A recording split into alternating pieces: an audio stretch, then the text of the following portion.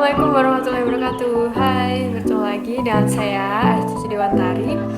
Pada kesempatan kali ini saya akan membahas mengenai statistika untuk kelas 7, khususnya dengan subbahasan pengumpulan dan penyajian data. Beberapa bagian yang akan kita bahas pada kesempatan kali ini adalah yang pertama tentang pengertian data, yang kedua tentang jenis-jenis data, yang ketiga proses pengumpulan data, dan yang terakhir adalah cara menyajikan data. Untuk yang pertama, kita bahas terlebih dahulu tentang definisi data. Data merupakan sekumpulan informasi yang berisi fakta dan dapat memberikan gambaran luas mengenai suatu kejadian. Data ini sangat penting dalam kehidupan sehari-hari. Dari adanya data tersebut, orang-orang bisa mengetahui berbagai macam informasi berdasarkan apa yang mereka butuhkan. Data juga mempunyai berbagai macam kegunaan seperti membantu pengambilan keputusan, melakukan analisis, dan memprediksi kejadian di masa yang akan mendatang. Pada bagian kedua, kita bahas mengenai jenis-jenis data. Data sendiri terdapat dua macam, yaitu data numerik dan data kategorik. Kita bahas terlebih dahulu yang data numerik. Data numerik adalah data yang disajikan dalam bentuk angka atau bisa disebut dengan data kuantitatif. Beberapa contoh data yang termasuk data numerik diantaranya: yang pertama, data berat badan, data tinggi badan, data usia seseorang, data pengunjung tempat wisata, data jumlah hasil panen, atau data pengunjung perpustakaan, dan masih banyak lagi contohnya. Untuk jenis data yang kedua, yakni data kategorik. Data kategorik ini adalah data yang disajikan dalam bentuk selain angka atau biasanya dalam bentuk kata-kata. Contoh dari data kategorik adalah aplikasi game online favorit kalian, bulan kelahiran kalian, atau musik kesukaan kalian. Nah, data kategorik ini disebut juga dengan data kualitatif. Pada bagian ketiga, kita akan membahas mengenai pengumpulan data. Nah, setelah kita memformulasikan data apa yang akan kita cari, proses selanjutnya adalah proses pengumpulan data. Di proses pengumpulan data ini ada dua istilah yang perlu kalian ketahui. Yang pertama adalah metode atau teknik pengumpulan data, dan yang kedua adalah instrumen pengumpulan data. Metode atau teknik pengumpulan data yaitu merupakan cara yang digunakan untuk dapat memperoleh informasi yang bermanfaat sebagai fakta pendukung dari suatu penelitian.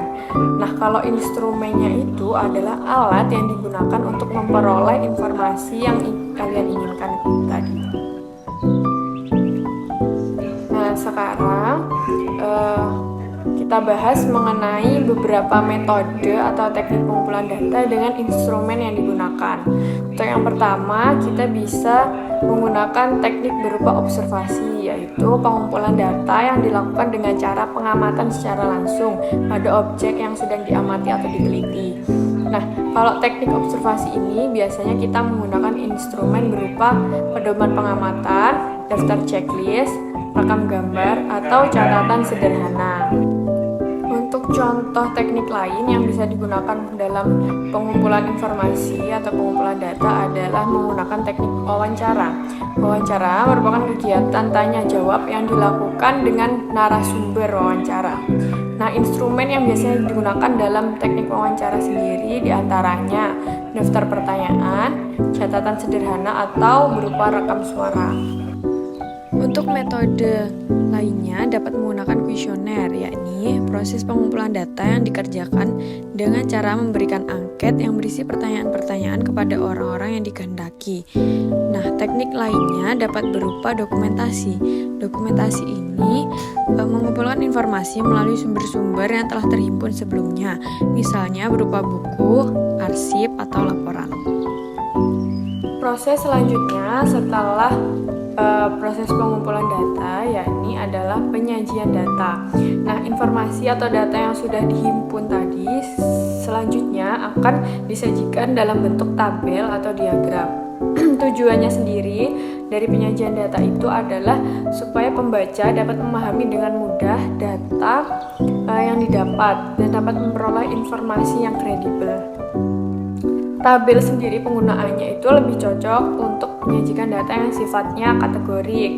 Kalau diagram itu lebih cocok digunakan untuk data yang sifatnya adalah numerik.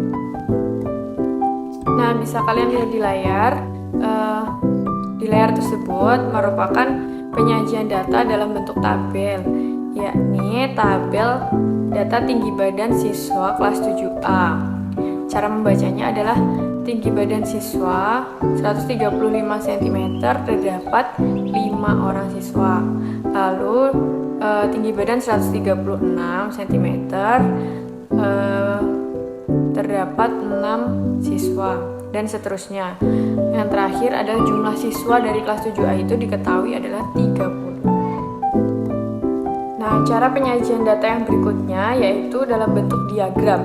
Diagram sendiri terbagi menjadi 3, yakni diagram batang, garis, dan lingkaran. Untuk yang pertama kita bahas adalah diagram batang. Kalian bisa lihat di layar bahwa terdapat diagram batang dari tabel yang sebelumnya, yakni tabel tinggi badan siswa kelas 7A. Nah, dari tabel tersebut bisa kita olah menjadi diagram seperti yang ada pada layar. Untuk sumbu yang mendatar merupakan tinggi badan dalam sentimeter, dan untuk sumbu yang tegak merupakan jumlah atau banyak siswanya. Cara membacanya hampir sama dengan tabel, tapi kita lihat dari sumbu yang mendatar terlebih dahulu, yakni tinggi badan 135 cm terdapat 5 orang siswa, tinggi badan 136 cm terdapat 6 orang siswa, tinggi badan 137 cm terdapat jumlahnya yaitu 10 siswa dalam satu kelas, terus 138 cm terdapat 5 orang siswa dalam satu kelas. Lalu tinggi badan di 139 itu terdapat 4 orang siswa di kelas 7A. Untuk diagram yang kedua yaitu diagram garis. Nah, diagram garis ini hampir sama, memiliki sumbu mendatar dan sumbu tegak seperti diagram batang. Namun yang membedakannya adalah pertemuan titik antara sumbu X dan Y-nya itu dihubungkan dengan garis-garis lurus. Diagram yang tampak di layar merupakan masih sama datanya, yaitu data tinggi badan siswa kelas 7A. Nah, cara membacanya itu sama. Sumbu yang mendatar adalah tinggi badan dalam sentimeter, lalu sumbu yang tegak adalah jumlah siswanya. Jadi, tinggi badan 135 itu terdapat 5 siswa di kelas 7A. Lalu untuk tinggi badan 136 itu terdapat 6 siswa kelas 7A. Lalu tinggi badan 137 itu terdapat 10 siswa kelas 7A. Lalu tinggi badan 138 terdapat 5 orang di kelas 7A. Lalu untuk tinggi badan 139 terdapat 4 orang di kelas 7A. Untuk diagram yang ketiga yaitu diagram lingkaran. Nah, diagram lingkaran ini sedikit berbeda dengan diagram-diagram yang lain.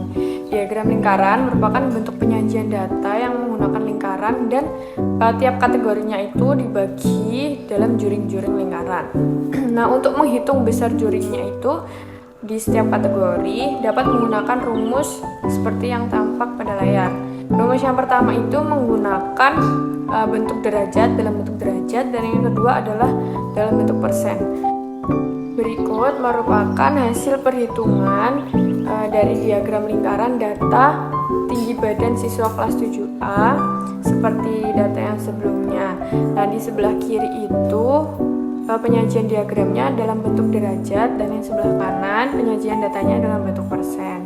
Kalian bisa coba hitung sendiri untuk dalam bentuk derajat dan dalam bentuk persen apakah sudah sesuai dengan yang tertera pada layar. Setelah menyaksikan video dari awal hingga akhir, diharapkan kalian mampu untuk menyebutkan pengertian data, jenis-jenis data, proses pengumpulan data, dan cara penyajian data. Terima kasih sudah menyimak video berikut. Saya akhiri. Wassalamualaikum warahmatullahi wabarakatuh.